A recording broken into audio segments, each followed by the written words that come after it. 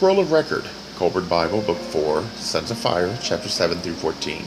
My belief is they have different perspectives of a time of troubles, starting with invasion, migration, journey to a land of mist, harbor of sorrow, separation, Haskaya returns, struggles, and a new day.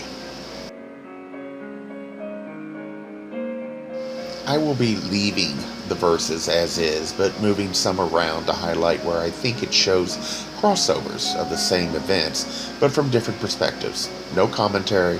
I'll leave it up to the individual to decide if it makes sense.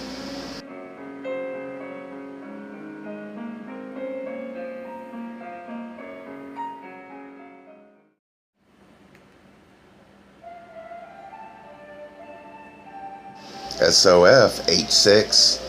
The encampment is well made and encircled with a wall, where water does not lie.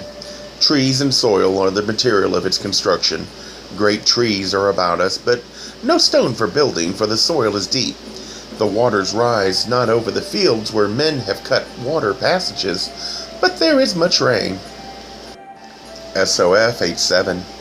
Wild men are in the land, who write on their skins. They are hairy ones, whose gods are the plants of the field. Their quarters are like baskets over the ground, and they are unwashed.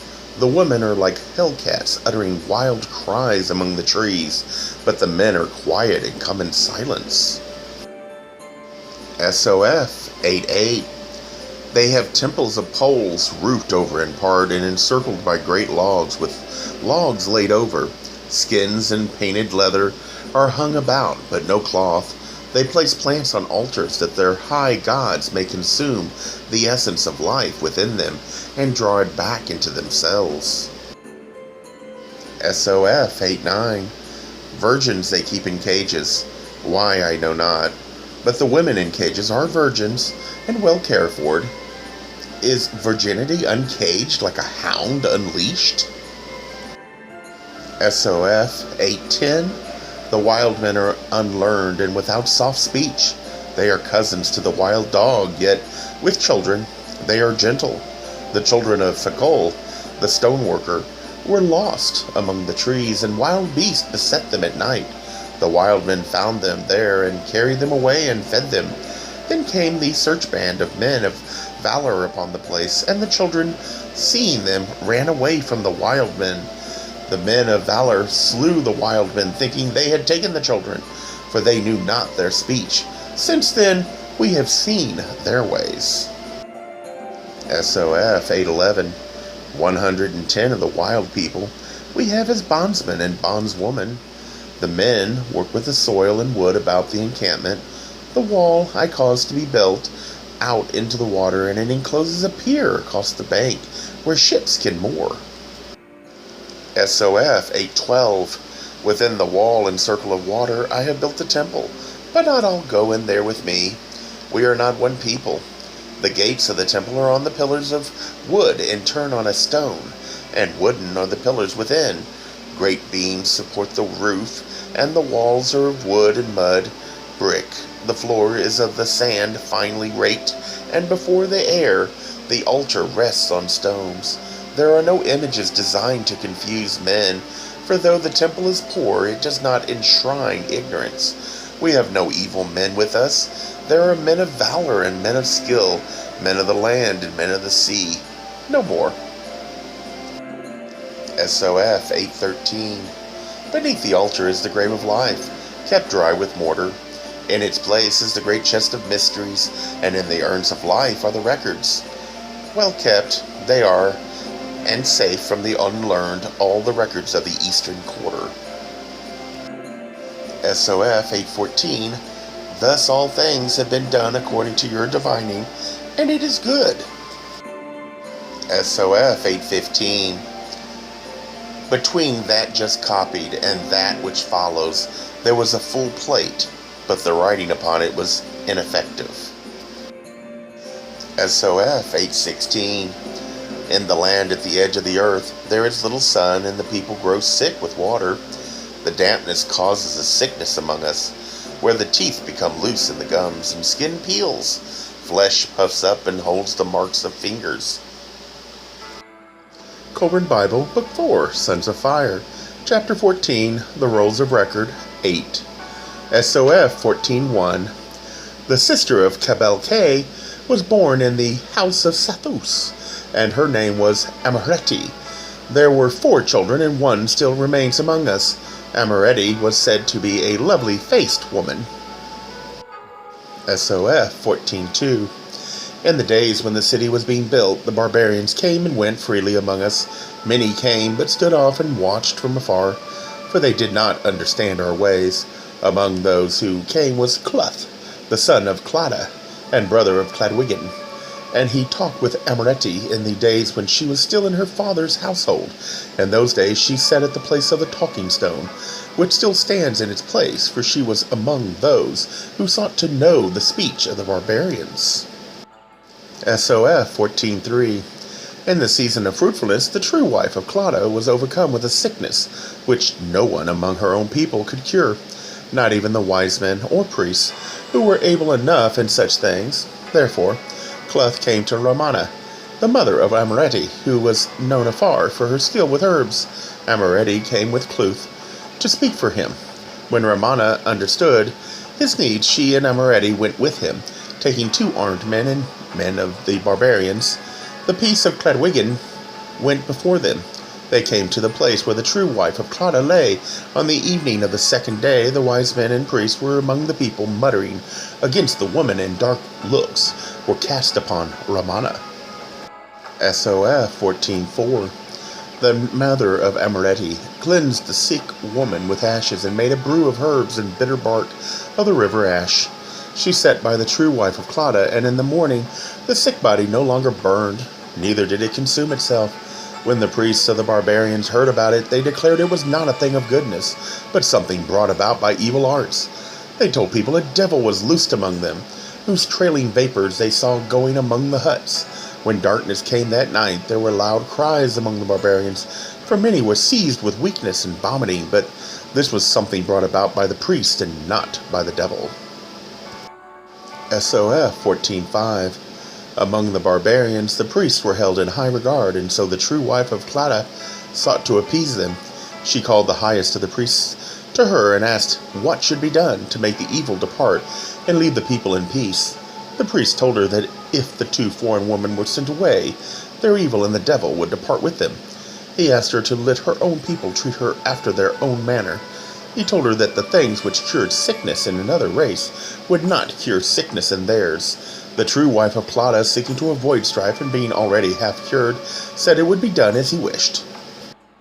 SOF 14.6. So Amareti and her mother departed together with their servants and the armed men who accompanied them. On the night after they left, the true wife of Clauda died with vomit stopping in the throat. Then the priests made their voices heard among the barbarians and told them to behold the work of the devil which remained among them. They said it had not departed, nor would it leave until it was appeased. They spoke in such a manner that men of the barbarians set out in haste and came upon the women in Cluth, who with armed men were preparing to leave their camping place. When Cluth heard the words of the priest spoken by those who came, he was dismayed and knew not what to do. There was a man among those who came who spoke many words to Cluth, so that he was stirred up against our women. For Cluth was a barbarian, and their ways were his ways. Here, some 350 words are missing. SOF 8.17. The people of the land beset us, and we cannot find them among the trees. Lathan was slain with 12 men of valor, 3 days' journey inland. Among the trees he died in the night. 2 men were caught by the wild men, who burnt them in cages. SOF 14.7. It resumes. Amareti turned her face towards Cluth and told him that by strength alone he had brought her to this distant place and its stronghold, that through his stubbornness her people had died and her mother had been wounded. She said that though the priests called for the sacrifice of her modesty after the customs of his people, she was already made sacred to a man of her own and would rather die than be degraded. She asked him what would be his pleasure, and would it not be even less than that given by a woman with a price, who would at any rate be willing to please? What a small pleasure, that is, set against the pleasure women can really give. Indistinct, then several lines missing. Cluth stood apart with his arms part missing.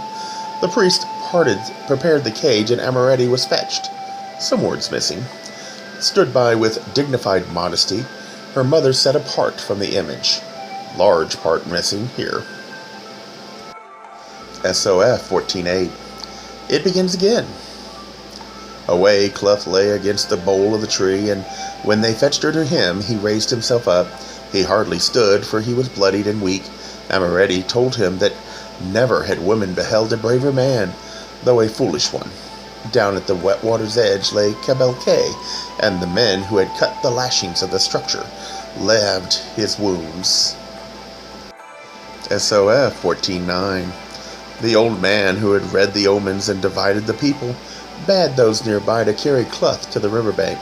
When they came nearby, Cabalque had disappeared into the thickets of the forest. The men of Calcleth remained on the other side. SOF 14:10.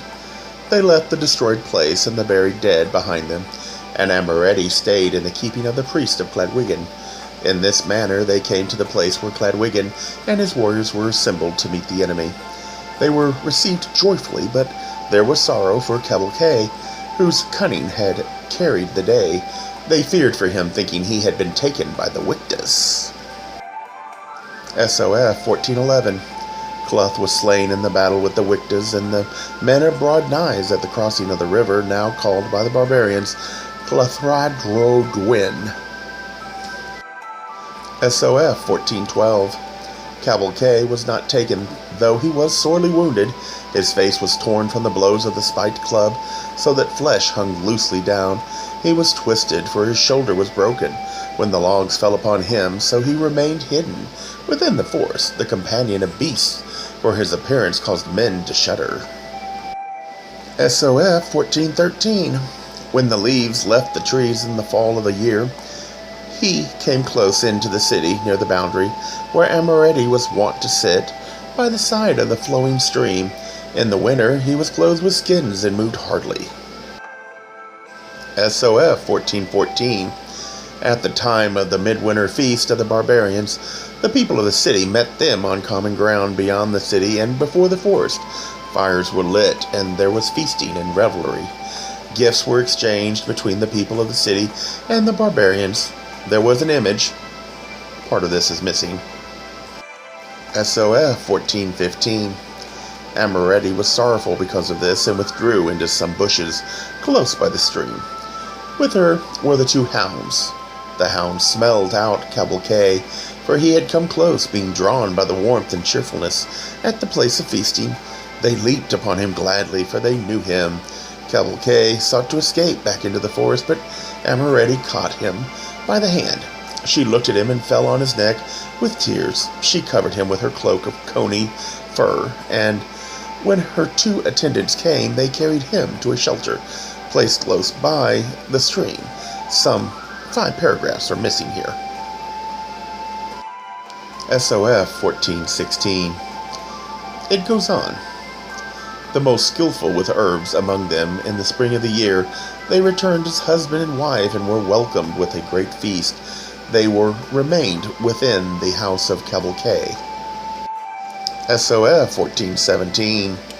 The fortress of Cloth was built up again by Cabalque, according to his promise, and the sons of Cloth live there in these days. It stands on high ground, rising out of the waters, surrounded by a high wall of logs.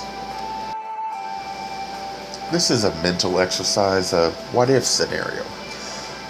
I'm not going to argue if it is historical. I myself tend to believe that it is, but I'll leave it up to each person to decide. What I do believe is it can be a great morality tale. That is what I'm attempting to do here. There are myths, self-help books that we can all accept as wisdom or having some value, even though it's not labeled as from God. I see the other religious texts like the Bible, the Quran, or the Torah as having the same value. We argue only over the claim that it came from God. To me, that clouds the real value in all the books. So if it helps, look at this as a morality tale.